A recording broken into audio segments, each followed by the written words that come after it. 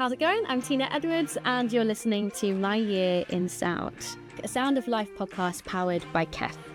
In each episode, we ask our special guests to put their year in music under the spotlight. We explore everything from iconic album releases through to unforgettable live shows, all kinds of music memories entwined with personal experiences and anecdotes. What's more, they'll bring in 3 personal items to help illustrate their special year in music.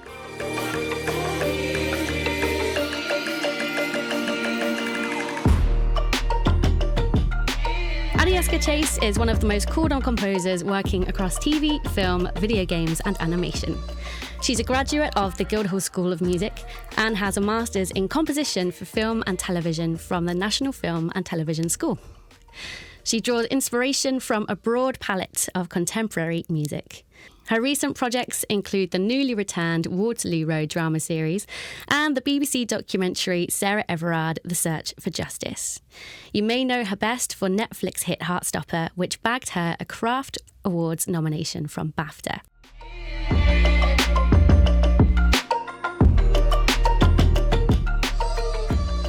Adiescar, welcome to My Year in Sound. Soon we're going to dive into your chosen year, but first I'd love to get to know you a little bit better.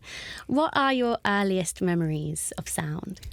Oh gosh, that's actually a really interesting question because when I was born I had glue ear infection. So I don't know how common it is, but lots of infants do get it. And essentially you can't really hear very well. Right. So I think I came into the world not really hearing everything quite as it should be. I had to have quite a few surgeries to get these things called grommets in your ears. And that kind of stretches out the tiny little ear canal that you have as a baby. And then I think as you grow, your ear just adjusts and everything was fine. But I had to wear special earplugs when I went swimming. So I was wearing earplugs from a young age as well. And so, I don't know. I think my earliest memory is probably very much hidden. But if I want to say the actual answer, which is my earliest memory of sound, it's very difficult. I've got so many lovely memories growing up. I suppose it would probably be my dad playing piano. He's a very keen musician as well. He doesn't do it as a profession, but he was always the most musical person in my family, and I drew lots of inspiration from him. And then my mum also inspired my brother and I. I say inspired, she wanted us to have lessons and was very diligent and good at that, and they were both so supportive growing up. So yeah, I guess that would be my first kind of memory of sound is my dad. Oh, and I can say that the Blue Danube, because I was born to the sound of the Blue Danube. Wow. Which will come into play later. I will explain more of that later. Okay, that's really cool to know what song that you've been born to. Like, I assume that was kind of deliberate, that your mum... I don't know. Maybe I should ask them more about it, but all I know is I was born to that. I think that was just playing, and my parents remember.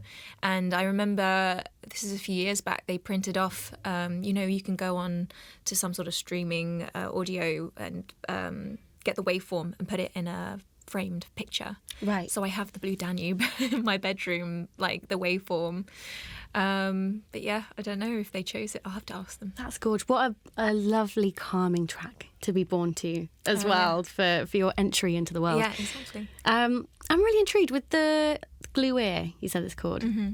Do you remember sort of how long that lasted and when it did start to change that you could hear the world in a new way? I think I've always had very sensitive ears. I remember when I was younger, because obviously if you're born and you... it's funny because I've never really been asked these questions before, so I'm really speaking off the top of my head. When you're born and you can't really hear as well, like I could hear, but everything was just a bit muffled. So when I had the grommets put in, I remember things being very loud and I was very sensitive. So there's a couple of memories. I remember being in the car and having to ask my brother and my mum, please, can we turn the radio down? Or I think at one point, because I'm from Bedford, we went to see Bedford Blues, the rugby, and that was awful. I just remember crying so much because it was so loud, hearing everyone cheering and shouting. And it was nice that my dad took me, but I think it was a bit of a traumatic experience for me. Well, I can imagine it's quite overstimulating when you're suddenly hearing in all of these extra colours and detail, and then you go somewhere that can be a bit intimidating, like a Yeah. sports ground, and you're probably hearing a lot of people swearing and yelling and shouting and a lot of testosterone and, Yeah, I and all think this it kind was of thing. just the sheer volume of it, to be fair. I think it was the sheer... I don't mind big groups of people, but certainly for a small child going to an event like that, but with, you know, I don't think that maybe my family really realised how sensitive my ears were. They obviously were very careful with me and very nice with me, and it was all fine.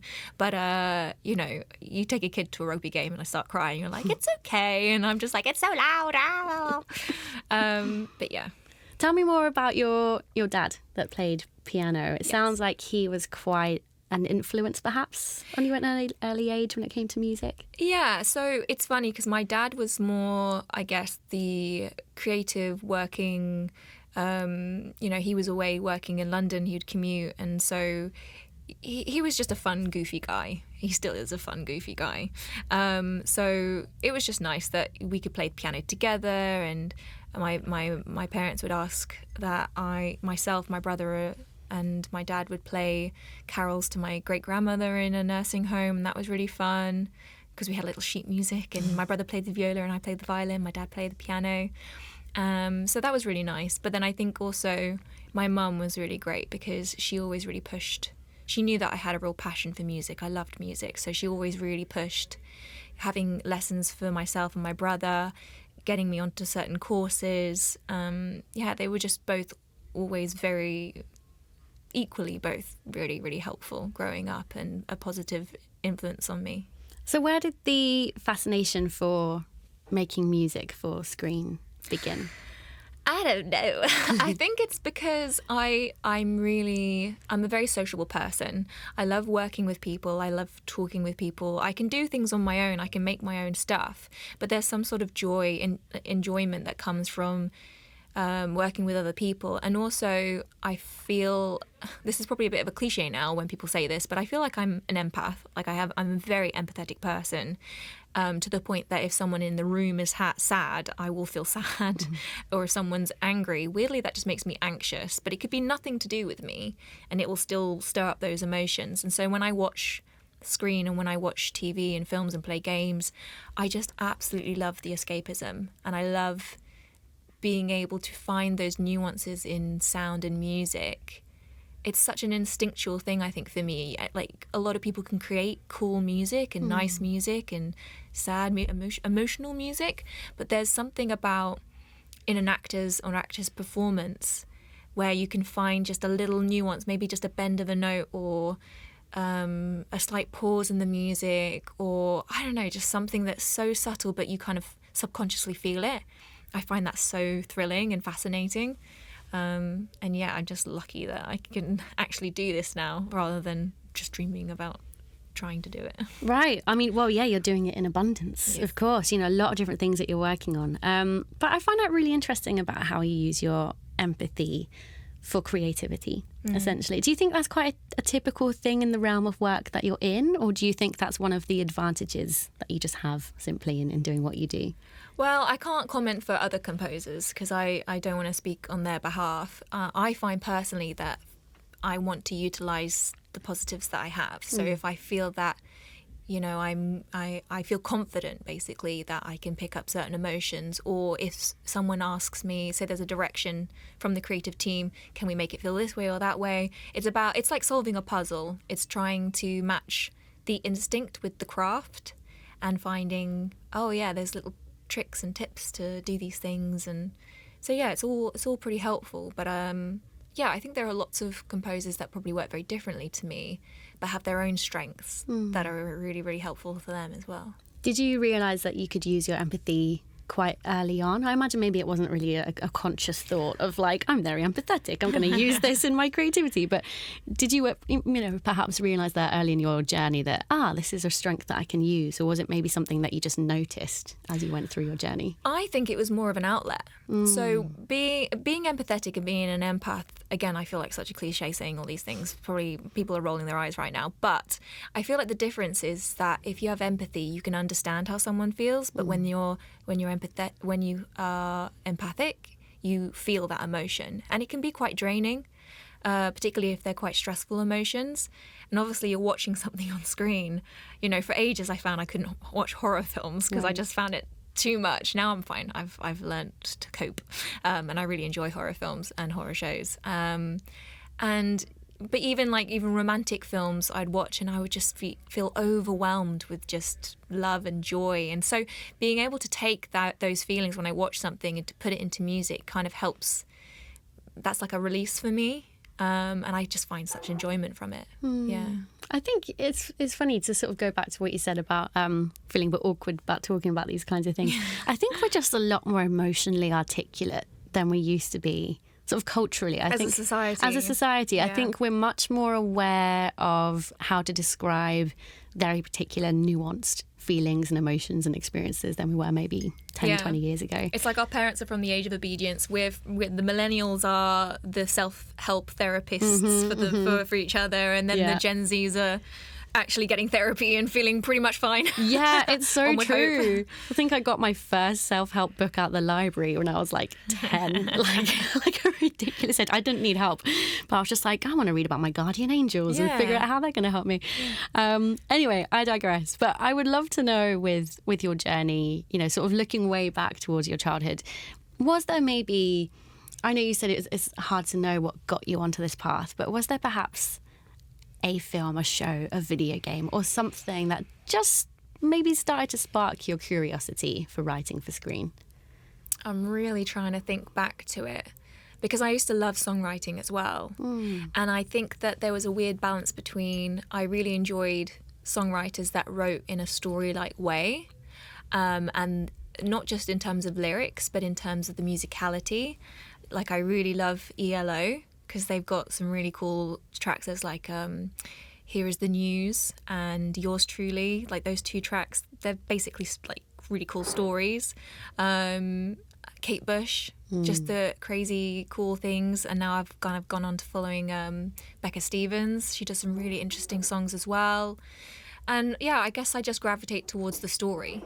But in terms of, thinking back to a specific film, I don't know. I feel like I'm lucky in the sense that I'm not burdened by the sense of when I watch something, I'll immediately go to the music. Sometimes. But I think I can't answer it. It's there's so much choice. I feel like, I couldn't think. It's a culmination of inspirations and influences that put you in the direction that you're on. And that's kind of wonderful that it's just that you've been porous to lots of different elements. I mean, I love everything. I used to say that I had no personality because people would say, what did you think of this? And I'm like, well, I liked it, but that's because I have no personality.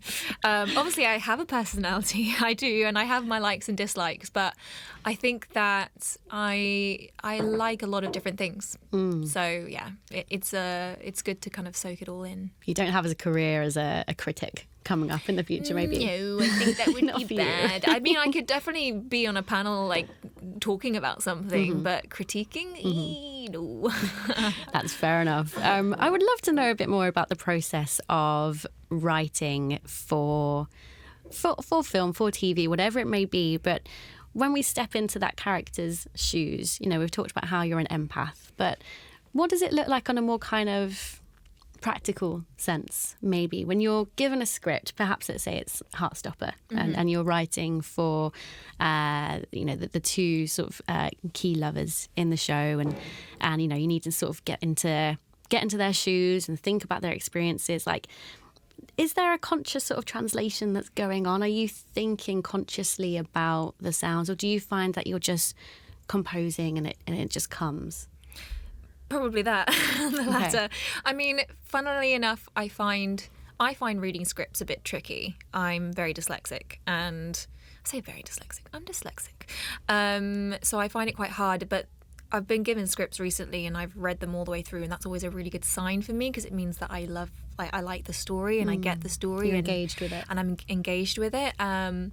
And I think a script will give me a good idea of the kind of vibe of the show and the feel of it, and maybe give me some ideas along with the brief of what they want musically speaking to kind of come up with the bare bones and the structure of the piece or the music in general.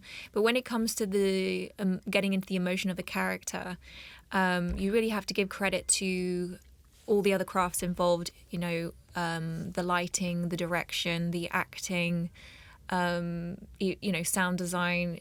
All these little, the tension of the room. It all culminates together to create a very unique moment, and I think that I feed off that, and that's where the instinctualness kind of comes in. And it doesn't mean to say that every time I write something it's straight away like bang, like that's my instinct is right. You try stuff out, and if it doesn't work you have to kind of figure out what's missing, and usually I just make really big decisions like take this out, add that in, shift that there, and again, I'm following my gut, but I'll come to a complete thing, and I'll listen back, and getting feedback from other people as well, if just friends kind of watching, or from the creative team kind of helping with direction.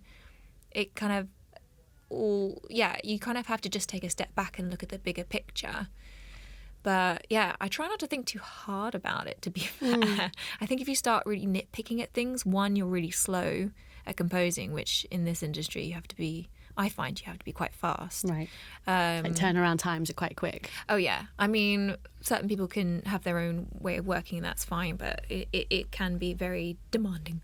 But in a good way, I find that I work well under that pressure. Stimulating. It's stimulating, yeah. And again, I kind of splurge, so I kind of just throw stuff out onto my computer and see where things land, and then shift from there, and it's a really lovely, fun way of working. Cool. Are there any composers for screen, television, animation, video games that you particularly look up to? I know we've talked about sort of your more stereotypical musicians like ELO and Kate Bush, but is there anyone in a similar industry to you whose path you're inspired by? Or Yeah, I mean, I can roll off a whole list of names. I mean, I'll go from like much bigger films like Henry Jackman. I love his music. I find I love a lot of really big, I say big, blockbuster kind of composers for film. But I find Henry Jackman, the way he writes and the use of classical with rock and electronics, and it's very kind of, bitty, chiptuney, like older kind of sounding synths as well that he can use, as well as more contemporary synths. I just find that really there's a good synergy for me with how I write as well. So I love listening to his music. I always find it really fun. Like I love his track Magneto from the X-Men.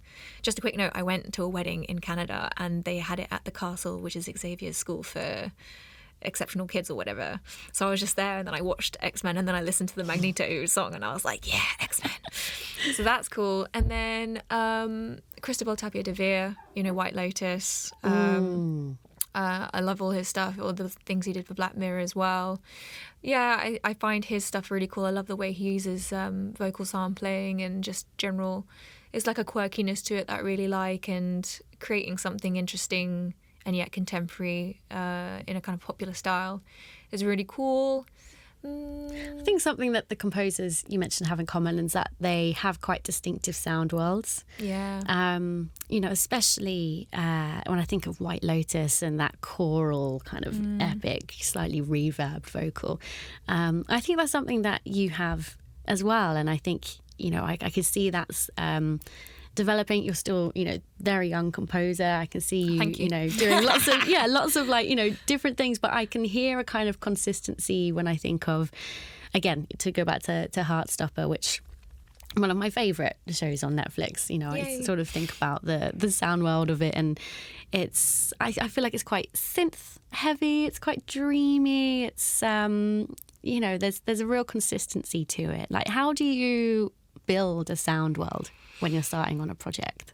That's an interesting question. I mean, it's interesting because Heartstopper, their brief was kind of high electronic music, and after some drafts and discussion, they wanted, I think I was creating stuff that was a bit too dreamy, and they wanted a bit more of a punch to it. So that's why I've got those punchy bass synths in it and the heartbeat sounds. I think heartbeats are kind of, I keep using them on things, and everyone's like, we like that. And I'm like, oh, but I use it on everything. It's so visceral, isn't it? When you hear a heartbeat, like, you can't help but kind of I don't know, it's such an intimate thing to hear. If you can make that a feature, it pops. It's like a immersive experience. If you hear a sound, you can almost feel it. So for instance, if you hear a sound that sounds quite woody, then you're feeling something that's quite hard. Whereas if you're like hearing something that's quite washy, maybe it's something more liquid, or heartbeat, you can feel it in your chest. So when I did Heartstopper, when I was creating the sound world for it, I wanted that heartbeat, but I wanted to do something fun with it. So I would sing and then bang my chest, so like that. So you can hear the percussion of the tap, but also it makes like a tremolo effect with the voice. And then I would match that with a pitch like corrector / just to snap it in place, and a tremolo effect maybe with a noise gate, and then you just hear the and that's very Heartstopper-y. What a great idea. Like, what was the moment when you thought, I know, I'm going to beat my chest? Like, was that something you'd done before, or just being playful? I think there was a really funny was it a video or an advert where someone was tapping their throat and they were doing the Mario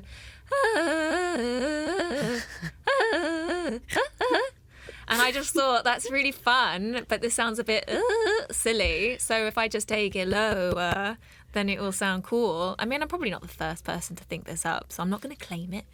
But that's probably where I got it from. I just love that. I'm really impressed by that Mario impersonation right there.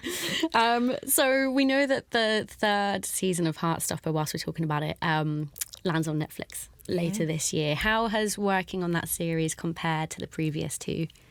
It's funny because I felt like such, small fry, new fish, big pond sort of, the team was so lovely in season 1. I felt a lot of support, but also a lot of trust. And, it was scary because I was having to come up with the sound world. But all in all, it was just a very lovely experience. I really, look back on it and have really fond memories. And then season 2, it kind of felt, more natural, like I had my feet on the ground. I was determined not to just reuse the same stuff as before.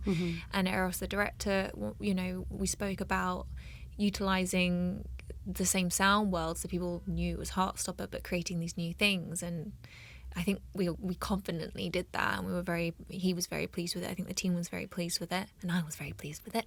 And then weirdly on season 3, there's been a bit of a shift in the team, but a lovely shift. Like, there's some people who were already working but have just changed roles, and a new director's come on board.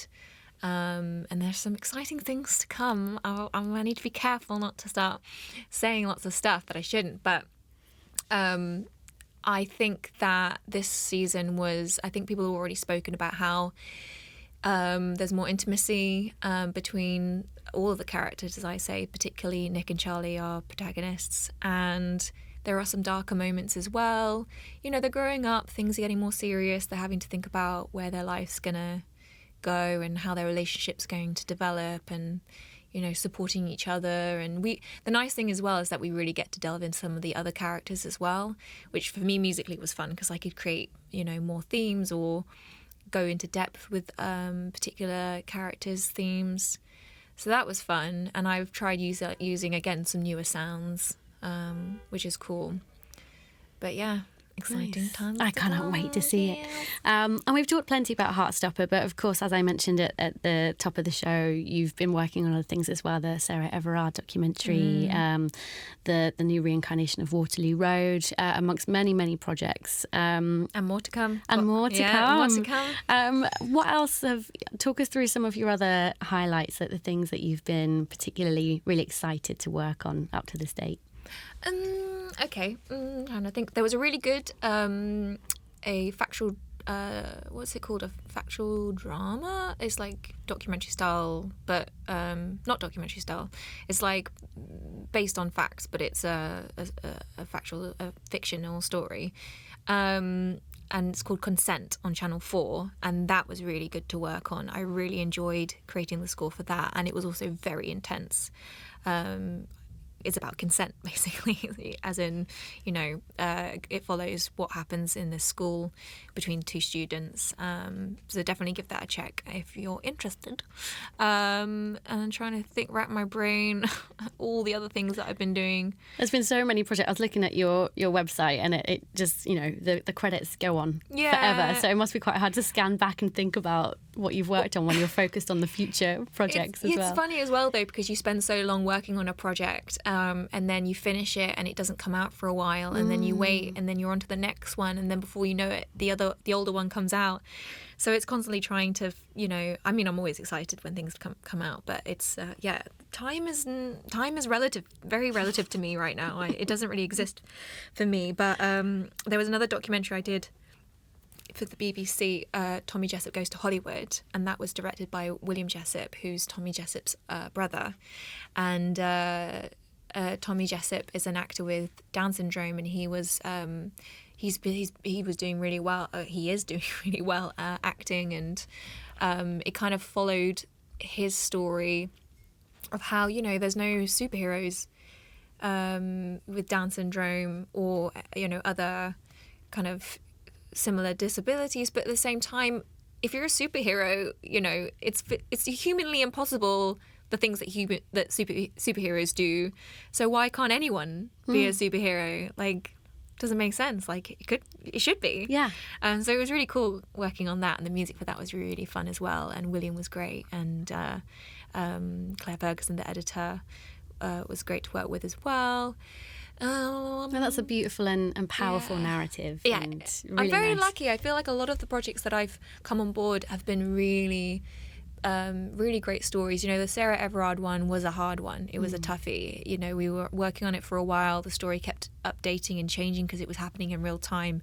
Some of the sentencing, and also, this is about a woman who I feel I think a lot of us felt a connection with because of the time that it happened during COVID, the fact that she was so young and just walking home, and it literally could have been anyone, and it sparks up the whole debate of how many other women have been attacked and they don't get the same news coverage. But it was a very important documentary, and I think it took a while to get the music to where it needed to be, but that was such a joyous kind of relationship with the director Lottie Gammon and all the editors involved. I think that we ended up with a really sensitive score, and so I was very proud that I could try and deliver that, basically.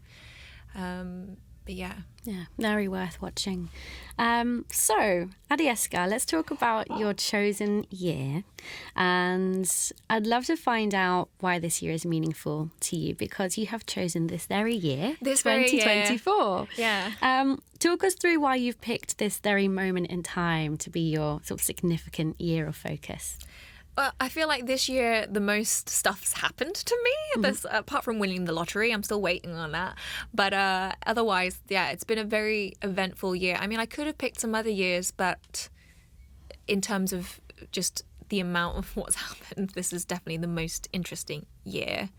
Do I go into other things? I mean, I'd love to know in terms of who you are this year.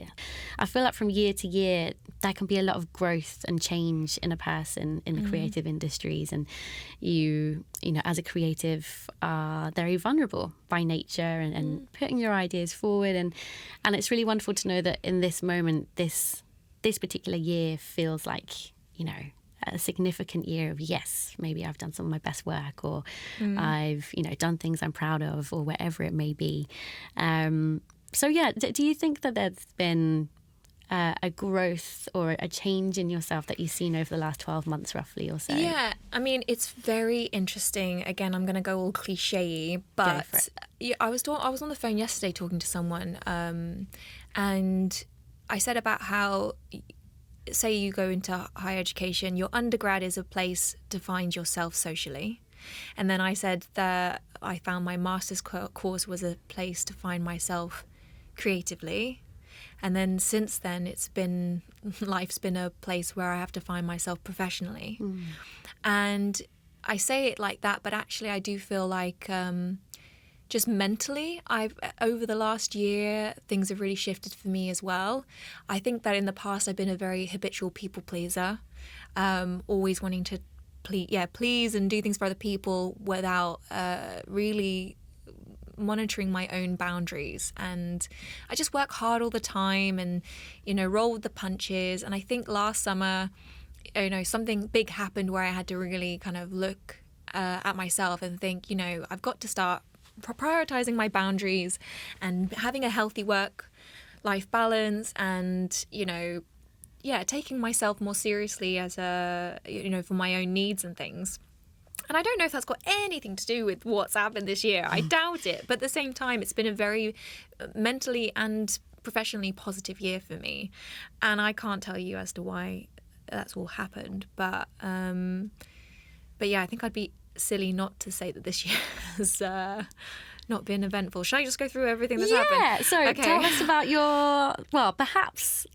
let's find out all of the highlights, and then I would love for you to show us the first item of three that you brought in for us. I'll start with a story of this. So at the very beginning of the year, I don't know why, I don't know if anyone else finds this, but in February I'm always super ill, and I think I had strep or something. Oh, like God. I ended up in hospital. Oh no! Because I was shaking and throwing up, and I had to go on a drip, and it was the best thing ever. I was like suddenly hydrated, and I was very, very poorly, and I think I had to go on 4 courses of antibiotics to really cleanse it, and then I had to take loads of probiotics to kind of boost myself back up again.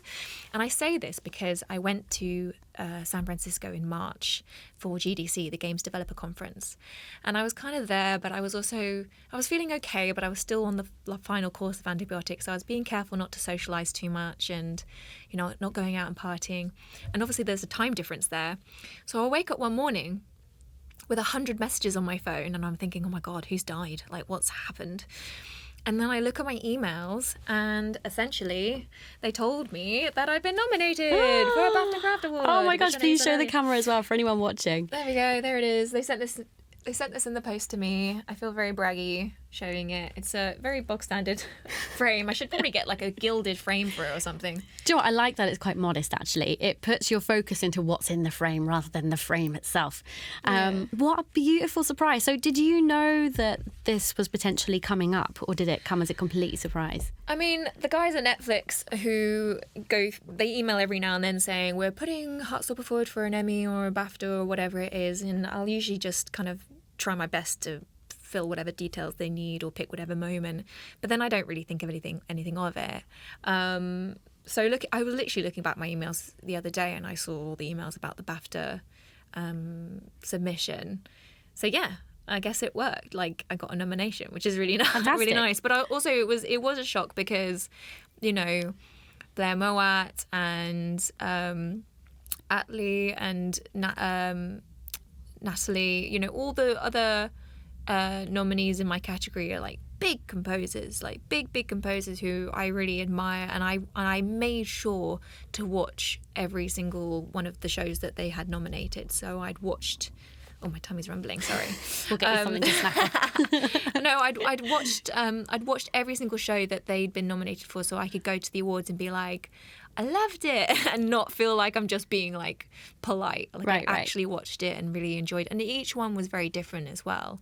And then mine was very different. It was like very, I don't know. I don't want to downplay it because Heartstopper is great and amazing, but I definitely felt like a small fry. But it was so much fun to go to, and I took one of my agents with me. And yeah, it was just a really fun time in the end. What a beautiful moment. Yeah, I just kind of wanted to go and just get free champagne. Like, that's all I really wanted. Of course. Like, was it kind of what you expected it to be like, the BAFTAs, or did it surprise you in any ways? Well, the funny thing is that it was just around the corner from where I went to uni. So I actually went to Guildhall just before to get myself ready. I messaged one of the people from the student union and was like, can anyone help me? And they said, oh yeah, you can come to the office, like the student union office, and get ready in there. And so I did, and then my agent met me in the hallway. So I felt like I'd come full circle. Yeah. Like, this is where I started my, I don't know, professional-ish, like, educational journey, and then this is kind of how I've kind of come full circle, and my first nomination is literally around the corner. But I didn't know what to expect when I got there. It was nice. It was fun. It wasn't too fancy, artsy, kind of snobby. It was just fun. Good. It was nice. Good. More down to earth than some people might imagine, maybe. I think, I don't know. The craft awards are probably different from the main kind of BAFTA kind of film, TV awards. I don't know. I didn't know. Fair enough. The craft awards were fun. Yeah. Nice. Good to hear. Well, that is a beautiful item that you've brought in and a great representation of this year's highlights. Let's find out about your second item that represents 2024. I bought this year. This is a telescopic didgeridoo. And the reason I got it is because I can play didgeridoo. I went to Australia when I was younger to see my uncle, who now lives out there with his family. He's got his wife and kids. But when I was there, when I was younger, we went to Cairns. I hope I'm saying that right, which is kind of the northeast of Australia, near the Great Barrier Reef. One of the famous places in the world to buy didgeridoos. And I think there was a guy there who was the main didgeridoo player of the Sydney Philharmonic or something. And so he quickly gave me a lesson on didgeridoo. And, wow. How did that come around, the lesson? He was at the shop and just selling it to me. And I was like, can you teach me how to do it? And he was like, yeah. And then he gave me a quick lesson and I just picked it up really quickly. I think what happened is we bought the didgeridoo, they wrapped it in bubble wrap, and then they said I wasn't allowed to open it until we were back in the UK. Maybe as a way to not have me playing it the whole holiday and annoying them. But little did they know that when there's a will, there's a way. And they were walking around town and I started playing with my hands. So I can play didgeridoo with my hands. As in oh wow, okay.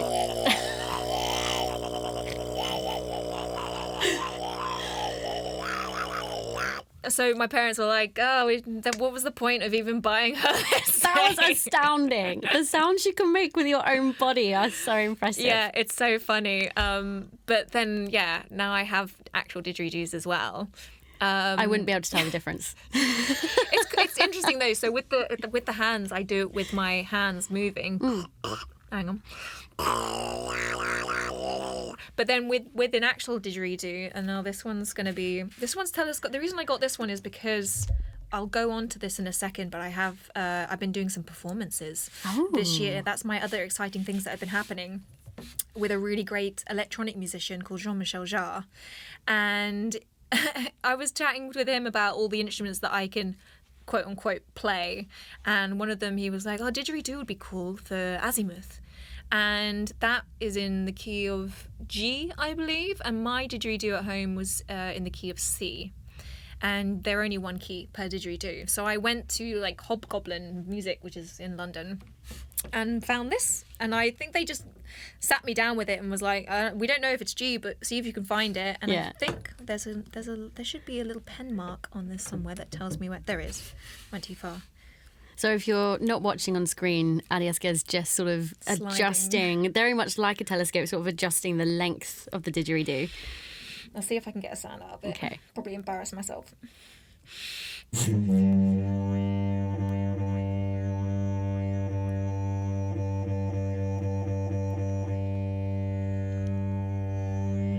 Wow. So that should be in the key of G.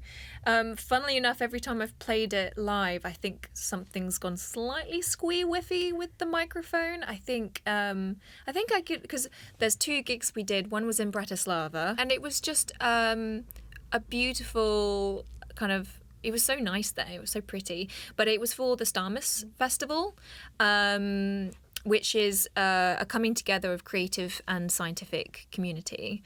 And it's founded by 2 people, one of which is Sir Brian May. And he ended up performing with us. So I performed with Brian May on stage, which is insane. I was playing bass and he was playing guitar at the end, and that was really, really fun. And it was great to meet him as well. And it was just surreal in a way. I don't know. I feel like people expect me to be like, oh my God, it was amazing. And it really was. But all I can be like is, oh yeah, it was really cool. Taking it in your stride. Yeah. I mean, obviously I'm a massive fan of Queen. I love playing. I play electric guitar myself. And he had 3 amps on stage. I think my ears were bleeding by the end of the performance. So that was really fun. But I think that the live stream on YouTube, or the stream they did on YouTube, the higher frequencies got picked up for the didgeridoo, but not the lower ones. So some of the time it just sounds like I'm doing little high-pitched farts. And I think people online is like, oh, that didgeridoo. And I'm just there like, I swear I can play it. And then funnily enough, the last gig that we did, which was for Franco Follies in La Rochelle, which is West France. I've been trying to learn French to try and speak with all the team in French, and I think I've been okay. I've been getting better and better. But when we did the didgeridoo there, I don't think we had time to properly sound check it. And then there was some sort of feedback that happened just before. And so I think the sound engineer had to mute that mic, and he didn't want to risk it going off again. So I was playing didgeridoo, and then I spotted, there was tons of people there, but I like to look into the crowd. And there was one guy there, and he was like gesturing at me like, we can't hear the didgeridoo. And I kind of like looked at my didgeridoo and I was like really sad, like, oh. And then I realized, well, I've still got to try and play it. Like, I can't just be like, oh, well, and chuck it to the side. Yeah. So, but anyway, I thought I'd bring it now and show everyone that I can play the didgeridoo and that it sounds like this. Amen. Yes. Oh, yes. That was a beautiful item to bring in. Thank you so much. I'm not sure how many didgeridoos I've actually seen in real life up close. So yeah, this one's an I feel interesting chuffed.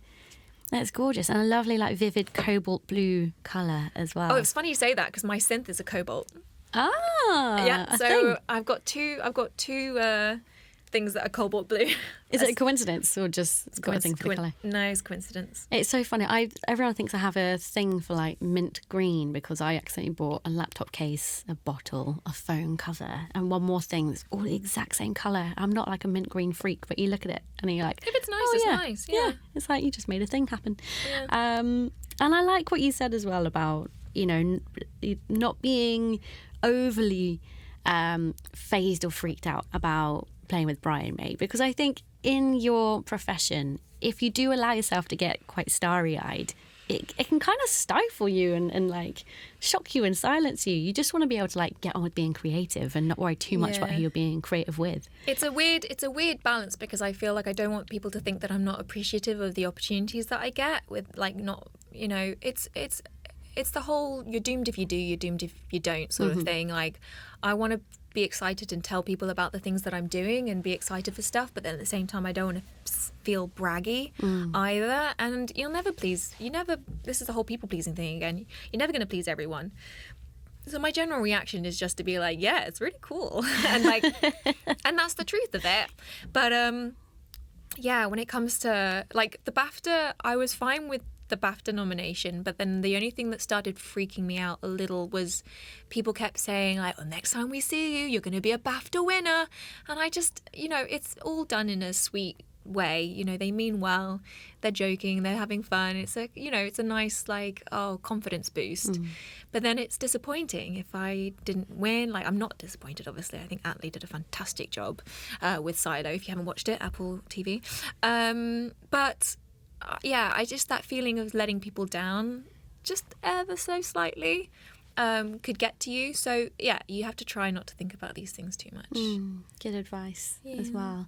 Have you brought in a third item for us? I haven't. I couldn't think of the third one because I'm trying to think of what else has happened this year, basically. But it was basically those two gigs. Did I write anything in my email? I can't remember what else I wrote. No, I don't think so. No. But well, that's all right. Maybe we'll if you check out, I'll tell you what though, the second performance, because I could lump those two together, but the reason why I'm choosing them as different ones is because the first one I performed with Brian May, he played electric guitar at the end, like a big solo. And then in Franco Folly in La Rochelle, Jean-Michel Jarre asked me to do the solo at the end, and it started off with a maybe you can just do something simple to let's just do a solo, and I was like but actually it was really fun, and there are videos online of me playing, and I didn't really floof it up, luckily. Fingers crossed if I do it again I won't floof it up, but yeah, that can be my third item, is just that, like, it's funny because when I played it on stage I wasn't that nervous. Whenever I watch it back, I start sweating. You feel the nerves for that version of you. What is the psychology behind that? Like, when you do it, you're not nervous, and then I watch it back and I'm suddenly sweating. And I've watched it, this is going to sound really egotistical, I've watched it a few times now, and every time I just start sweating. How funny. I don't know why that is. Maybe there's a psychologist that can get in touch with me. It's the empath in you, watching your former self. Yeah. Just feeling the stress. Yeah, exactly. But yeah, that could be my third thing. If anyone wants to check that out, they can see. So, Adiescar, thank you for those 2 and a bit items. I really enjoyed those. And of course, with 2024 being your year, I am going to get us a bit mushy and sentimental, but if we think back to the Adiescar that we spoke about at the top of the podcast, where you're seeing your father play piano and you're a young child sort of exploring music, how do you think that young version of you would look at the 2024 version of you today? I don't know.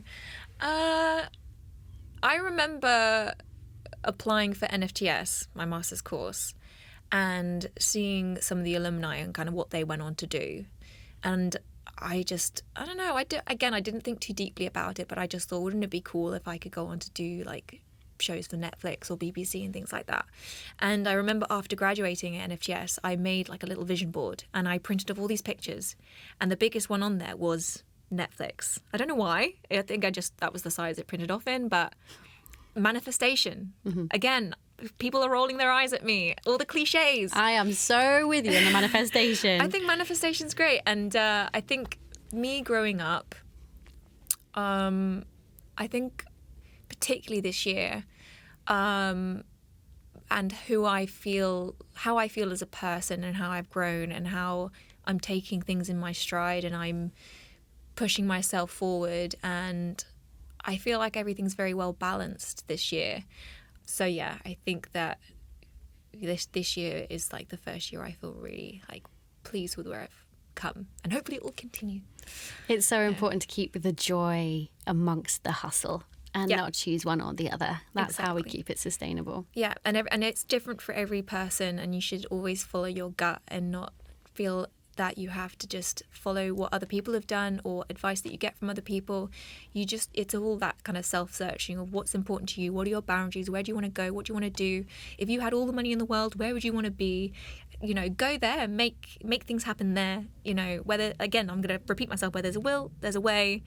And also decisions in life, you can always make a wrong decision and change your mind later as well. Like, people stress about making the right choices. You can change your mind, people. You can change your mind and you can change the way you live. It's just a matter of reflection. Well, Adiescar Chase, thank you so much for joining me on my year in sound. It's been so nice to get to know you. Thanks for having me. Thank you.